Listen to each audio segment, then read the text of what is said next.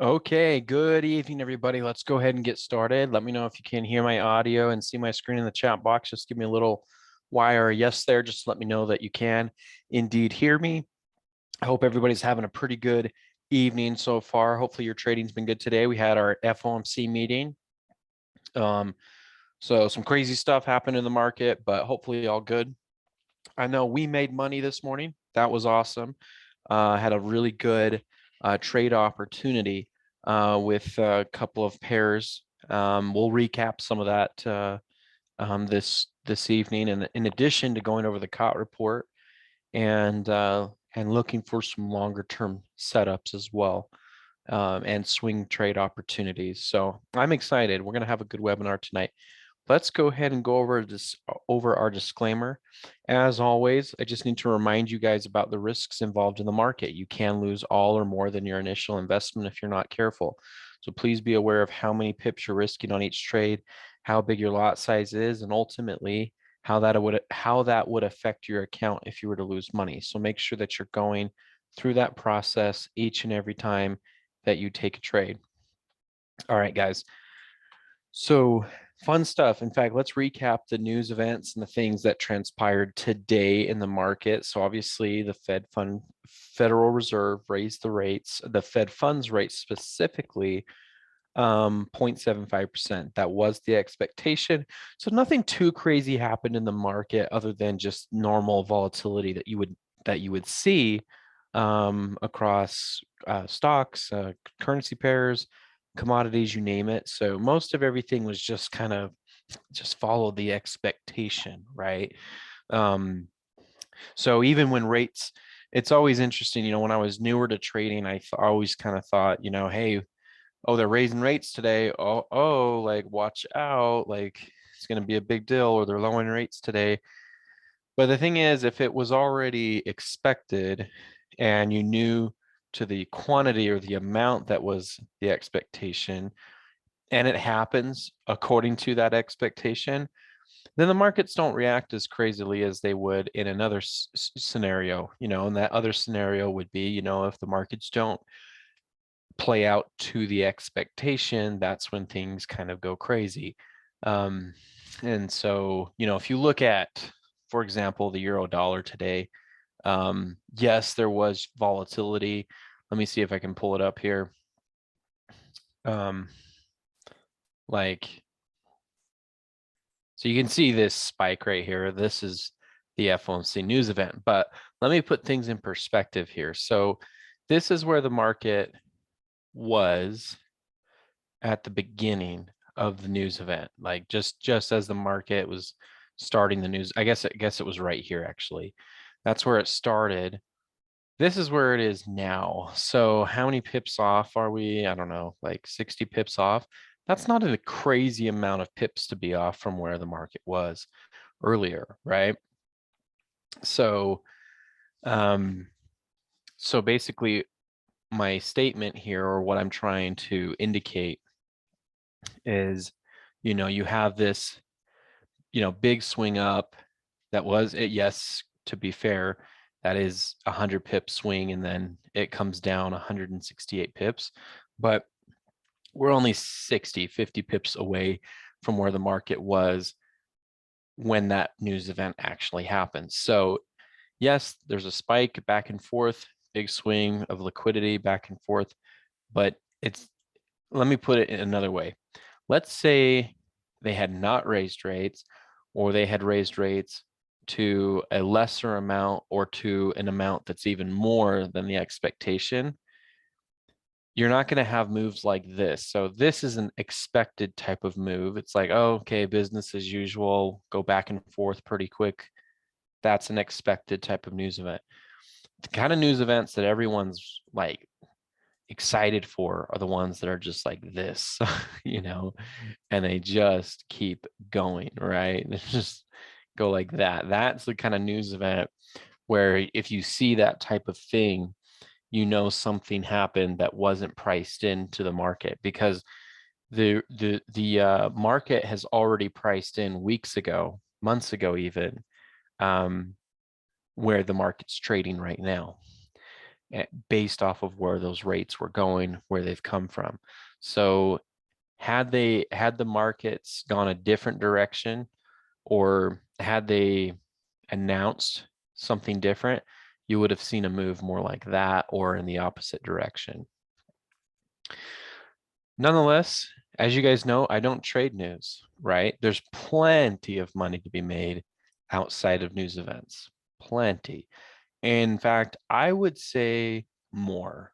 You will make more money not trading the news, because the news is an anomaly. You need something that's consistent over time, something that you're not betting on, something that you can make money with day in and day out for weeks, for months, for years, right? Something that you can go to over and over and over again. And what happens is when you're able to go to something that consistently, you're able to have confidence. What does that confidence do? That confidence allows you to take a bigger position to, in a way, kind of risk more money, but in a calculated way.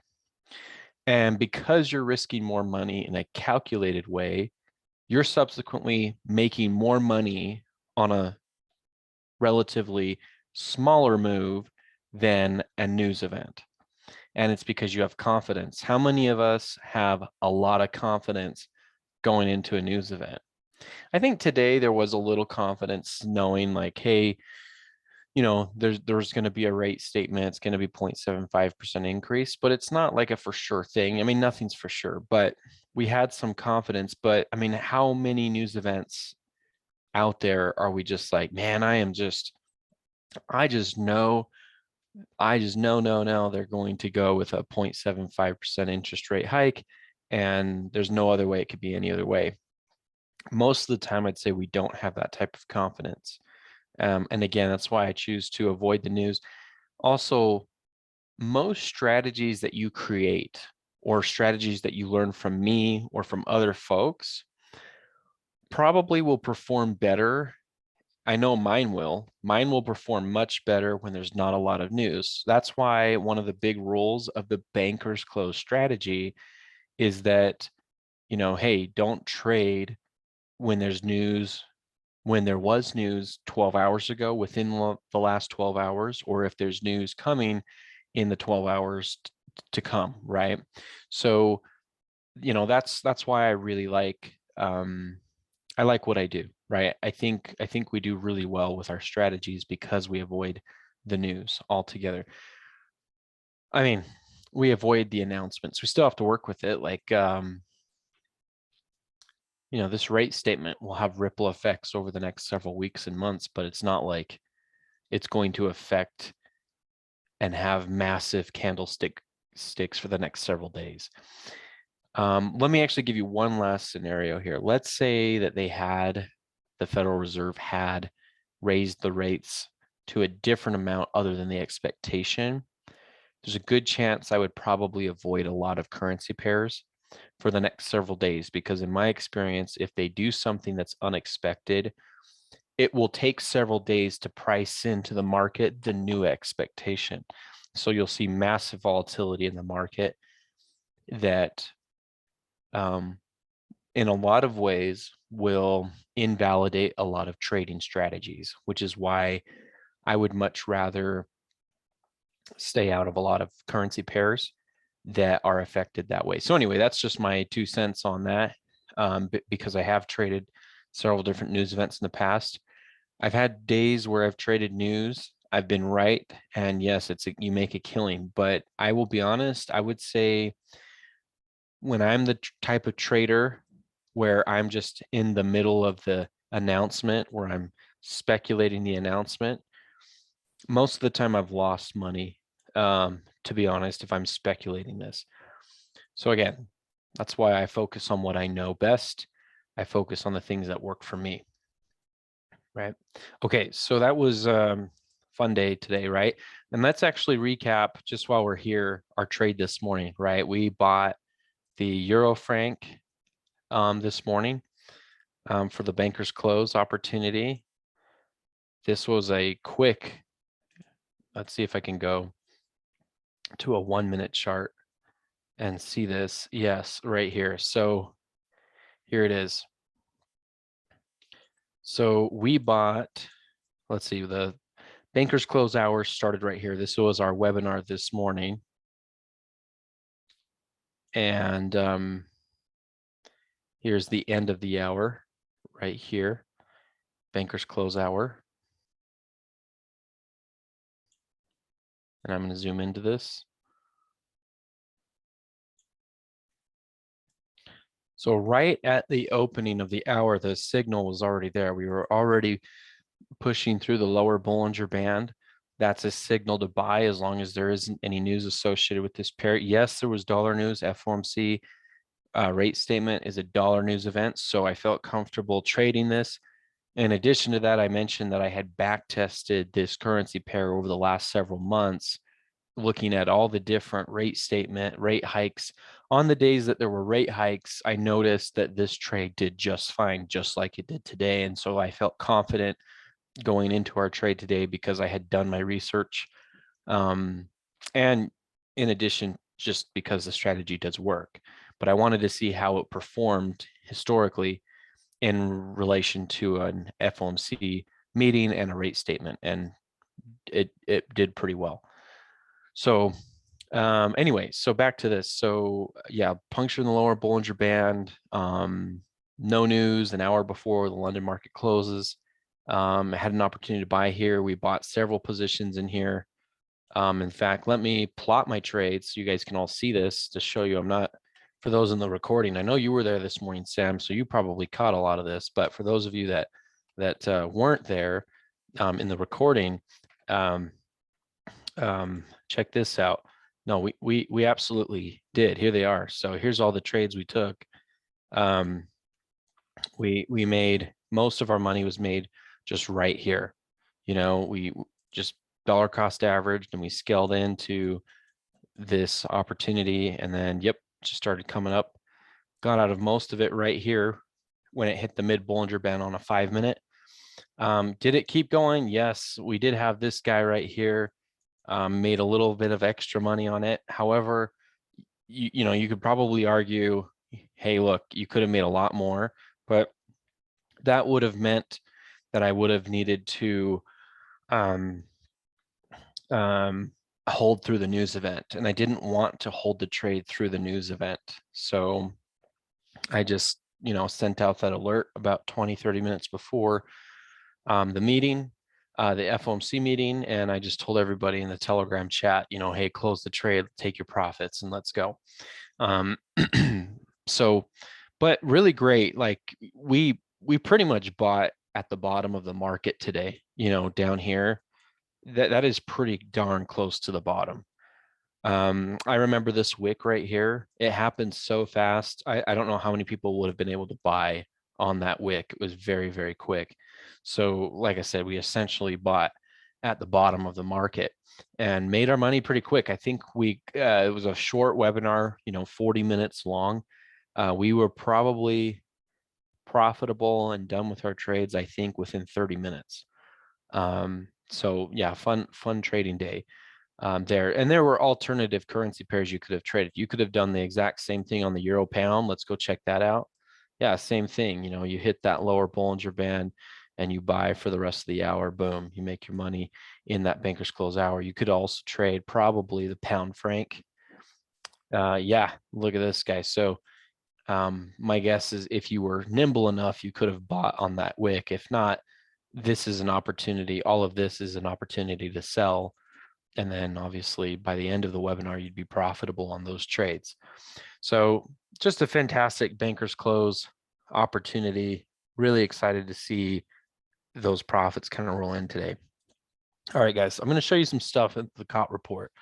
So as a reminder for those that are kind of new, the COT report is basically just an instrument. It's a metric that helps us gather data on where the big banks are buying and selling, what currencies they're holding, and what currencies they're not holding and going long on and going short on.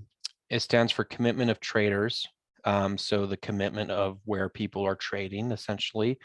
And we list every currency individually, not by pairs, but the currency itself. How many positions outstanding are there? This is specifically data that tracks on the Chicago Mercantile Exchange. So we're looking at, how is the market reacting to, how many multinational banks are purchasing these currency pairs within the Chicago Mercantile Exchange. And you can see right now, and this has been the trend for many weeks now, the franc has been extremely bought. It's a very bought currency. Another currency that's very bought is the yen. The yen's been going in the opposite direction, but this is the direction the banks are preparing to purchase. It's a very longer term trade. So I got to make that clear that when you trade and go off of this information, it should be a longer term bias. This is not something I want you to come in here and be like, okay, great, I'm going to take a trade. I'm going to go ahead and take this trade and make money tomorrow. No, or even this week. Most of the time you have to stay in these trades for many months. And ideally, you're looking for very specific entries to actually get into these trade opportunities. So you don't want to just get into the trade because, oh, hey, Steve said short, or the COT report said to short here, or it said to buy. You really do want to find fine-tuned opportunities. And I'll show you how you can find those opportunities while also using this to give as an aid, right? So the most shorted currency is actually the dollar. The dollar, though, I've kind of ignored. It's a kind of a different metric altogether. So I've been really focusing on the euro. The euro is the next most shorted currency by these larger banks. So I've been shorting the euro against the franc. And so the euro franc short, long term would be the ultimate trade to take. Obviously, this morning, we bought the euro franc for the banker's close. It was an opportunity that lasted 30 minutes, 40 minutes for us, right? Maybe a little longer. And that's fine. So taking trades in the opposite direction of where the COT report is indicating is okay, as long as it's a shorter term trade, right? So some things that have been happening there, though, I'd like to actually take a look at kind of a higher time frame on the euro franc, because things are starting to break down for the first time in several months. Because I don't know if you've been following the euro franc, but over the last several months, it's actually been going up quite a bit. And so a lot of people ask me, hey, why are you shorting the euro franc, long term, or swing trading this, right? Well, it's because these banks really do have a position built out, and they're willing to be in a drawdown for a while. They can stomach those drawdowns for a while in the name of those much more longer term macro trends that are coming. So let's actually take a look at the pound or the euro franc on a higher time frame. And again, you will see that it has been going up over quite some time, but those times could be coming to an end here. So yes, you can see, this is mid-September, end of September. It had this big long route to the upside. It even had a little bit of a trend line here. In fact, it looks like we're coming right up on it right now. So we'll see if it pauses here or not. Little trend line going on. There was, let's see, little trend line right through there. That one busted. And then the market just had permission at that point to come and retest this trend line. So we'll see if it holds. Here's how we'll know, in my opinion. This is kind of how I figure out, because I love trading trends, but actually I love trading new trends. I love being the first to a new trend. So right now this is in an uptrend. How do we know that this may reverse into a downtrend, outside of the fact that we know the big banks are looking to short this over time? Well, here's some things that I look for. So if I want to short this because the COT report is indicating, you may want to short, I would come in here, draw your trend line, it's in an uptrend, that's okay. Come in here and then look for phenomenon like this. Here's for me, this is a big telltale sign that a trend is about finished. If this market hits this trend line like it has, and it doesn't really bounce off very hard, let's say it just kind of comes up a little, comes back down, maybe tries one more time, but it still fails, comes back down, and just kind of hangs out right here, it kind of entices people to buy along it because they look at that and they say, that might be a buy opportunity because, hey, this market is just kind of trending along this trend line here. Maybe I'll go ahead and buy this.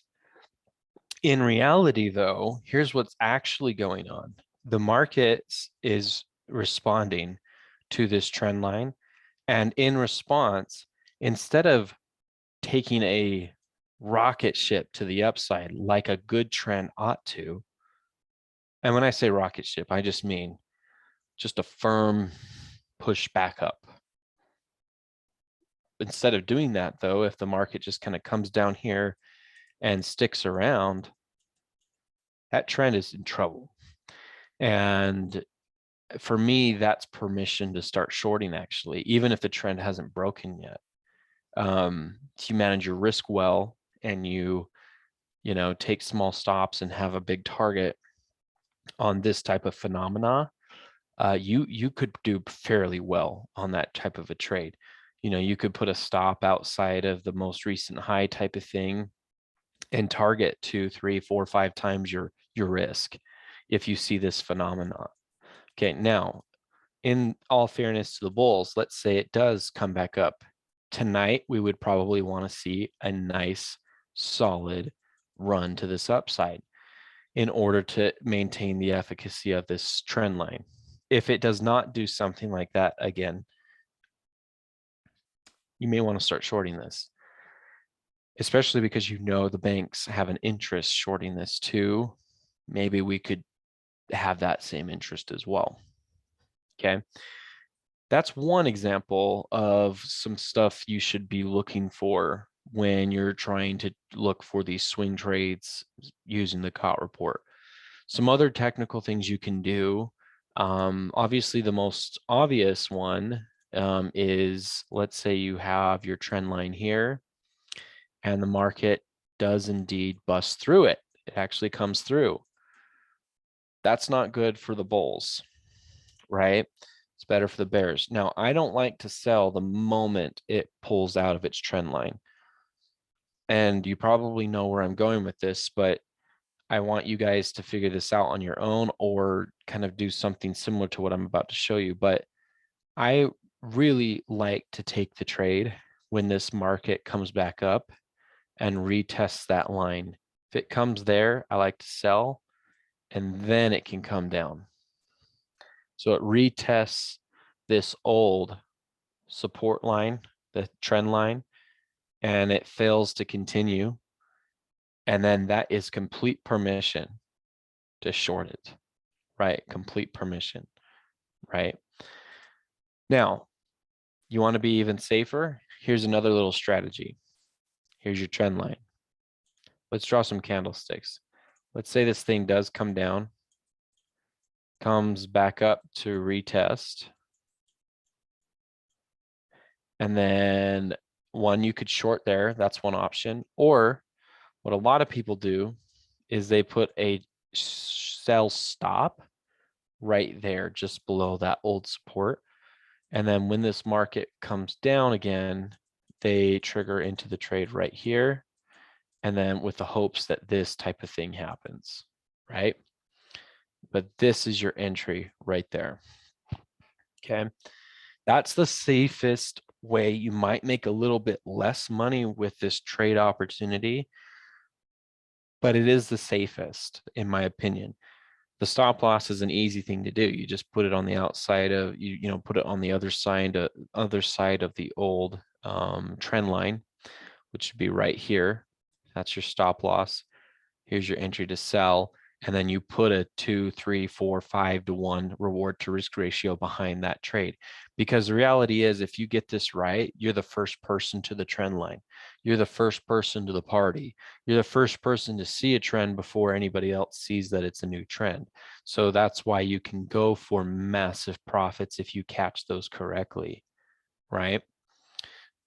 Are they that pretty every time? No, that's why you have a stop loss, because sometimes they don't work out that pretty, but many times they do. And when they do, the profits are pretty high.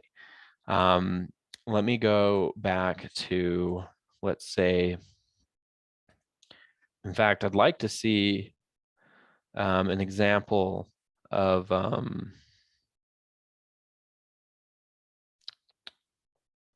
like here. So here's I'm trying to see if I can give you an example. So let's say this is a trend line. I'm going to push it a little bit, but this is a little bit of an example. You do have a trend line right here. If you kind of ignore this huge candlestick right here. But yes, you can see the engagement there. You have an engagement here and a couple of touches right there. So basically what you're doing is you're saying, hey, this market just recently broke. The riskiest guy will go ahead and just buy immediately. The guy that's not as risky will wait for it to come back here and then sell there. But the safest guy will come in here and place a buy stop just above that old high and wait for this market to come back up. When it comes back up, you go ahead and buy here, and then you hold, 5 to 1, 4 to 1, 3 to 1 reward to risk ratio. There's your stop loss right below the other side of that. That's 80 pips of loss, but potentially as much as 330 pips. You're probably not going to capture that full amount. But yeah, if you caught even just a couple hundred pips on that, 2/3 of that move, that's really a lot of money, right? Let's go look at some of these others. The other one that I've been following, if you look at the COT report, I've been following this Euro Kiwi recently and the Euro Yen. Let's see how those are doing on this hourly time frame. So again, we're kind of on a higher time frame. When we trade together in these webinars at night, we typically trade with the 5-minute chart, right? So something a little bit smaller. Obviously trading higher here. Now, this is interesting. I've been following this. I didn't know it did this recently, but here's the trend line. Wow. So this is huge. I didn't know it did this today. But yeah, you got engagement here, several engagements here, a touch here, and a touch here. That's a trend line, guys. You've got 5 touches. That's a solid trend line, okay? And look what we have here. We have a break, okay? The riskiest person could go ahead and just sell now. Trend's broken. Go ahead and sell now.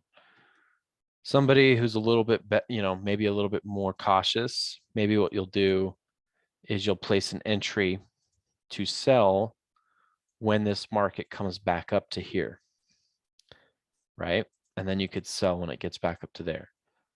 But the most conservative, the person who loses the least, has fewer trade opportunities, but loses the least, is the guy who sells when it breaks this old low, with the idea that you'll make this money later, right? Let's go look at, so that's one example. I'll need to keep close eye on these because these could have some massive opportunities coming up soon. Let's look at this Euro Kiwi. And then I actually need to wrap up the webinar early. I've got another appointment in 30 minutes that I need to get to, but I think this is very valuable. We've been pretty focused in this webinar, which I think is a good thing. And we've got a lot of value to add in a short period of time. This one kind of already happened, actually. This ship opportunity kind of already, the signal's still there to short the Euro Kiwi, But for a long time, guys, 2 months straight, this thing was just on a tear to the upside. So do you just go ahead and sell just because it's up? You can, but I would say the much better and smarter thing to do is look for this type of phenomenon, right? So here you are with a trend line, multiple touches, touch, touch, touch, touch, touch, and then kind of a break, but more of a touch. And then here's what you've got, right? You've actually got a couple of places you could have entered, right? Like this thing broke right here. You could wait for it to come back up, sell there, and then write it down. You could wait for it on multiple occasions. You could have, looks like you could have sold at the break of this low or the break of this low, or maybe the break of that low. After this market came back up, this would be an entry to sell right there. You know, went up, came back down, sold, sell there. And then just write it. I mean, it did go up against you a little bit, but then today you'd be up 203 pips from where you sold. So those are examples. You can see how this is not as pretty as my example that I drew out, but the concept is there, right? And that's the important part. And those are the three that I've been watching most recently.